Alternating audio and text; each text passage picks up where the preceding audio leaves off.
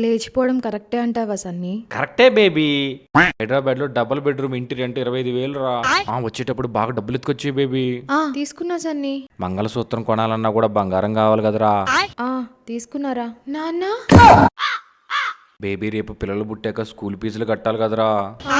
మీ నాయన ఆస్తంత ఎత్తుకొచ్చి బేబీ. వాడిని రమ్మను. వద్దు నాన్న. వాడిని రమ్మని చెప్పనానా? సన్నీ ఇంటికొస్తావా? వచ్చేస్తున్నా.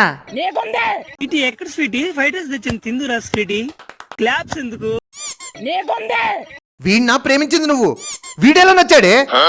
ఏం చేస్తుంటావు? నీ కూతురు లవ్ చేస్తుంటా. ఈ పొరంబో కొడుతున్నా లేచిపోదాం అనుకున్నది. అయినా నిన్ను కాదురా, నిన్ను కనిపించిన మీ అమ్మా నాన్న అనాలి.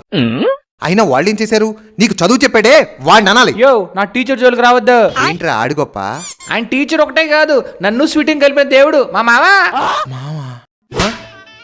ఎగ్జామ్స్ లో పాస్ అవ్వు, స్కూల్కి టైంకి రావు, నీకెందుకురా చదువు దండక. నా మాట విని బాగా డబ్బున్నోడు కూతురుని చూసి పెళ్లి చేసుకో. అప్పుడు కానీ నువ్వు లైఫ్ లో సెట్ కావు. ఈ ఊర్లో నీకన్నా డబ్బున్నోడు దొరకలేదు మావా.